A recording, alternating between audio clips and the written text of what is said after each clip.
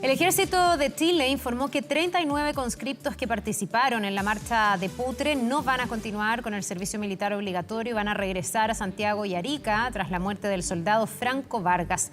Un entrenamiento militar que ha generado una serie de críticas. Los propios conscriptos han denunciado maltratos y humillaciones.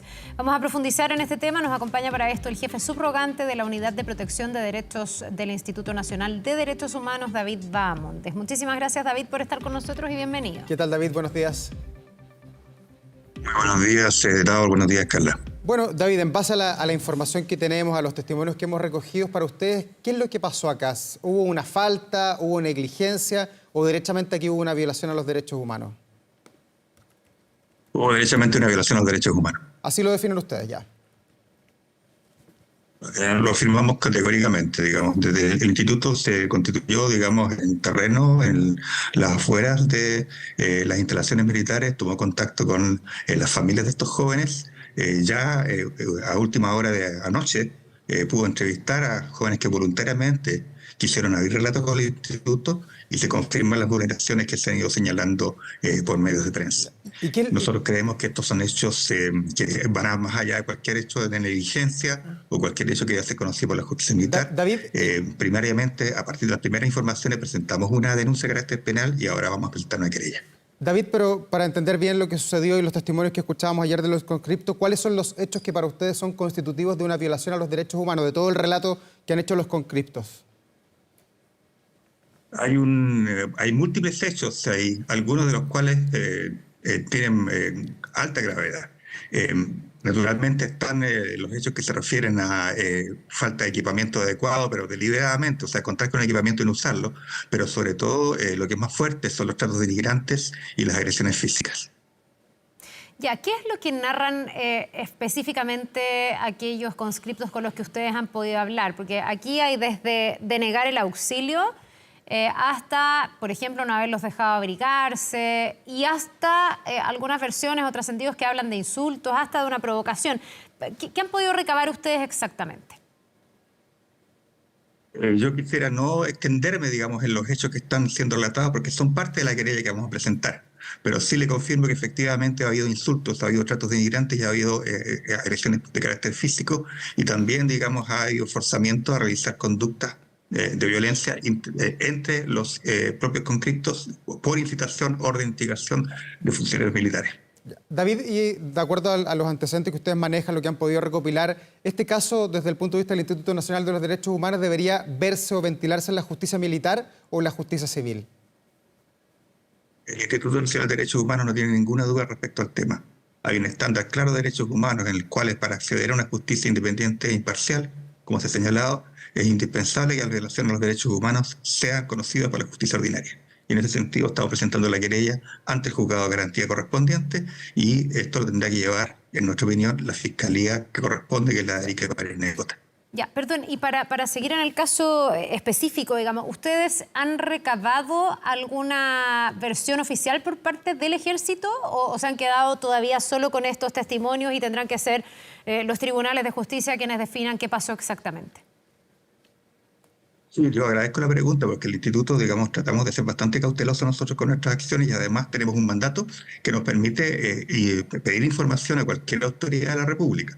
En ese sentido, digamos, también hemos señalado que está en nuestra ley, el instituto puede requerir antecedentes sobre cualquier situación de derechos humanos y hemos mandado oficios a Seremía de Salud, hemos mandado oficios al Ejército, directamente a la autoridad principal federal para que nos informe diversas circunstancias que tienen que ver tanto con la salud de estas personas como su condición actual, los resguardos que se tomaron respecto a estas personas, etcétera. Esos oficios se mandaron requiriendo información.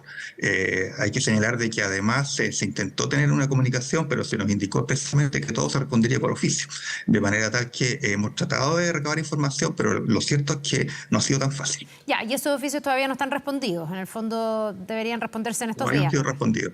David, todavía no han sido respondidos y de hecho vamos a insistir con más información porque a medida que vamos conociendo más cosas necesitamos preguntar más cosas también. David, y en lo que tiene que ver en el monitoreo con el servicio militar en nuestro país, este caso de Putre que hemos conocido durante el fin de semana principalmente, ¿usted lo pondría como un caso puntual o ya hace mucho tiempo, meses, quizás años, el Instituto Nacional de los Derechos Humanos tenía una constancia de que las cosas no se estaban haciendo bien, que habían maltratos, que habían violaciones a los derechos humanos, como usted dice? Todos conocen el hecho de que hay todavía entidades de personas que refieren, por ejemplo, a en la dictadura, haber sufrido maltrato durante el servicio militar.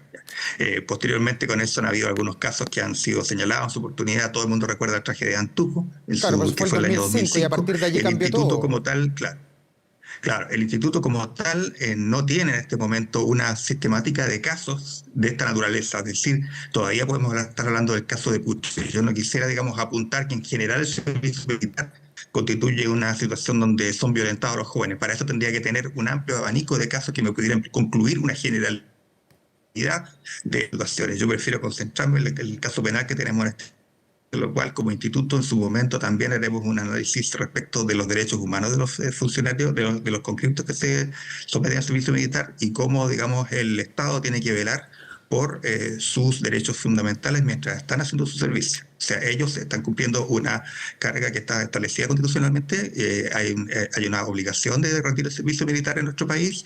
Lo que importa es que cuando se están estos jóvenes en esta condición de que no hay una completa libertad de movimiento, si yo no quiero formar parte más del instituto, yo presento mi renuncia, por ejemplo. No es cosa de llegar y decir, oiga, yo me voy de acá. De hecho, si un conscripto, por ejemplo, abandona en algún momento dado, hasta comete un delito de deserción. No sé si me explico. Por lo mismo, entonces, esta sujeción particular que tiene la institución que cumple su servicio demanda un nivel particular de cuidado respecto de sus condiciones de vida, sus condiciones físicas y psíquicas. Eso es lo que creemos de que tiene que resguardarse. Esto, en este caso, no ocurrió, ¿ya? Y por lo tanto estamos haciendo las acciones penales. Ahora, respecto de un panorama más general, necesitamos un estudio más detallado. Yo creo que en ese sentido el instituto tiene una función también de recomendar a las autoridades públicas, hacer recomendaciones generales en materia de derechos humanos para que este tipo de situaciones no vuelvan a repetirse. Aquí, ¿qué es lo que se busca? ¿Responsabilidades individuales y, por ejemplo, llegar a la persona que tenía a cargo a este batallón y que fue quien finalmente hace que esta marcha se realice, que a lo mejor no tuvo el cuidado suficiente o, como dicen algunas de las versiones, incluso llegó a maltratar a estos jóvenes? ¿O hay una responsabilidad institucional? ¿A dónde apunta en el fondo la gestión que hacen ustedes desde el Instituto de Derechos Humanos? Una querella, por la naturaleza que tiene, es una responsabilidad individual.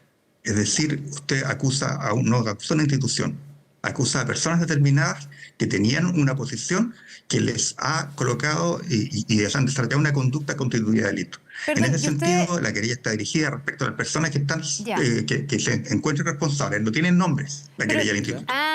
Es que eso le iba a preguntar si estaban individualizados, porque también aquí lo que reclama, por ejemplo, la mamá de Franco es que todavía no sabe quién estaba a cargo de su hijo. Usted dice que es quienes hayan estado a cargo y que eso se tendrá que ventilar básicamente en la justicia. Las querellas del instituto por lo general son así, quienes resulten responsables, digamos, independientemente que tenemos una teoría del caso, por supuesto, y eso forma parte además de una investigación que el instituto no desarrolla.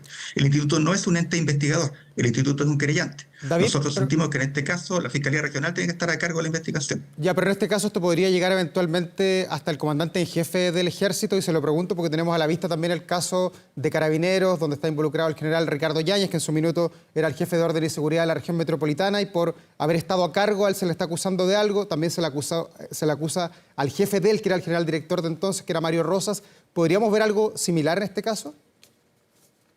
Lo que pasa es que naturalmente las responsabilidades tienen que estar acotadas a donde corresponda. O sea, por ejemplo, en múltiples casos que hemos tenido nosotros como instituto en que somos creyentes, el responsable es el funcionario que comete la acción y nada más. No necesariamente, por ejemplo, que un interno haya sido torturado en un recinto de gendarmería significa que la autoridad máxima de gendarmería es responsable. Nosotros en ese sentido tenemos que ser bastante prudentes con respecto a las acciones que desarrollamos. Vamos a ver cómo avanza la investigación. En este momento, digamos, hay un hecho que es lo ocurrido ahí respecto a estos 45 jóvenes que se encontraban en campaña en Putre, y corresponderá a la investigación dilucidar quienes tuvieron una responsabilidad por los hechos que le están investigando. David, perdón, ¿ustedes ahí representan a las familias de alguna manera? ¿Esto está motivado por el caso de Franco que termina falleciendo o también de otros conscriptos que ahora, por ejemplo, están abandonando el servicio?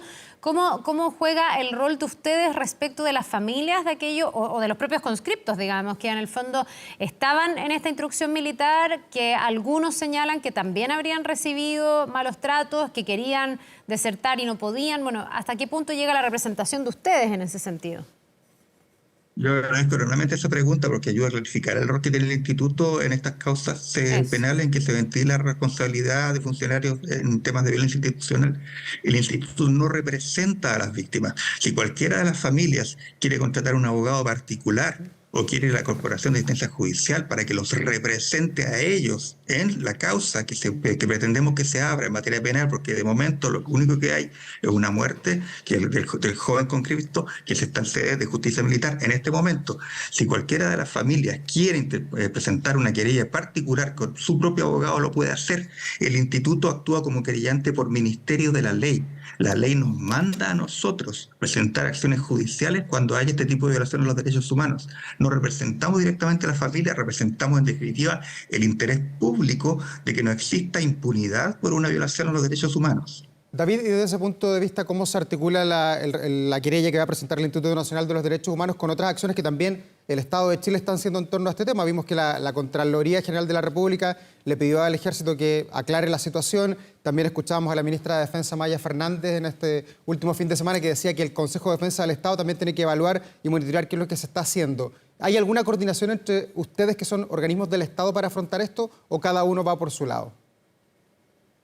Ahí me repito la Constitución, los órganos, digamos, estatales actúan, digamos, dentro de sus propias competencias. En ese sentido, cada quien hará las acciones que corresponda. Si en algún momento dado nosotros somos convocados por un poder público para emitir nuestra opinión, ya eso está dentro de nuestro mandato. Nosotros podemos emitir opinión respecto a situaciones de derechos humanos, podemos hacer recomendaciones, insisto, nosotros no mandamos a los demás cuerpos estatales, pero hacemos recomendaciones al Estado en materia de derechos humanos. El instituto está anuente a ser convocado por esos poderes públicos para emitir su opinión y de hecho nosotros a veces no esperamos que nos pregunten. Sí. Emitimos nuestras recomendaciones a las autoridades concernidas. Pero en ese punto, antes de presentar la querella como instituto, ¿van a esperar quizás el pronunciamiento del Ejército a través de esta comunicación que hizo la Contraloría, donde le exigió que aclaren el panorama, o ustedes van a presentar de todas maneras hoy día la querella antes de tener esos antecedentes en la mano? La Contraloría es un organismo que actúa dentro de su competencia y está viendo temas que tienen que ver con la competencia administrativa. Nosotros tenemos un mandato para actuación de materia penal y eso es lo que vamos a ejercer. Ya, ahora, David, para entender bien el funcionamiento, y esto es como más general que solo este caso, pero ¿quién, en el fondo, el instituto determina a priori en su propia lógica si es que hay violación a los derechos humanos, y cuando ya considera que sí la hay, realiza o lleva adelante estas querellas o denuncias? Porque alguien podría decir, bueno, aquí debiese ser la justicia la que determine si es que hay o no violación a los derechos humanos. Ustedes ya van con una opinión al respecto, ¿no? Diciendo que sí hay violación a los derechos humanos. Precisamente como la justicia determina esto, que estamos presentando una acción de Tribunal de Justicia. Nosotros tenemos una teoría del caso, como puede tenerla, por ejemplo, en su momento un fiscal que está investigando un hecho, como puede tener la propia defensa, cuando hay un juicio en que está siendo una persona imputada. Todo el mundo tiene una teoría del caso, el instituto la tiene, y es que se cometió una violación a los derechos humanos. Ah, perfecto, estamos pero pidiendo quien tiene a los la última palabra tribunales finalmente es la justicia. Ya, ellos van a determinar... ¿Perdón? Finalmente, los que sí tienen la última palabra es la justicia, que van a determinar si todo lo que va a aportar el instituto y otros actores más, por supuesto, constata estas violaciones a los derechos humanos. Lo pregunto por este y otros casos. Corresponde a un Estado de Derecho, así como que ocurra de esa manera, y además que sea un tribunal independiente e imparcial como determina estándares de derechos humanos, o sea, la justicia ordinaria. Ya. Y más allá de este caso puntual, David, ¿qué mirada tienen desde el instituto al hecho de que en nuestro país todavía continuamos con el servicio militar obligatorio, aunque mayoritariamente son voluntarios las personas que allí llegan? Todavía sigue siendo obligatorio, así lo dice el mandato de la ley, pero casi todos los años se llena con voluntarios. ¿Opera bien el sistema o quizás el país debería ir en otra dirección a esta altura?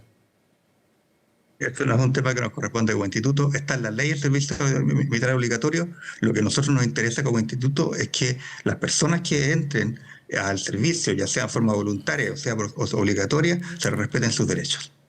Bien, pues le queremos agradecer a David Bahamondes por conversar con nosotros sobre esto. Él es el jefe subrogante de la Unidad de Protección de Derechos del Instituto Nacional de Derechos Humanos. Vamos a ver entonces cómo se canaliza esta acción en la justicia y ver lo que diga la justicia en algo que ha sido bien triste, ¿no?, en su origen con la muerte de Franco y todas las dudas que deja hasta este momento. Le agradecemos. Que tenga un muy buen día. Gracias, David. Buen día. Muchas gracias. Muy buenos días. Nos vemos.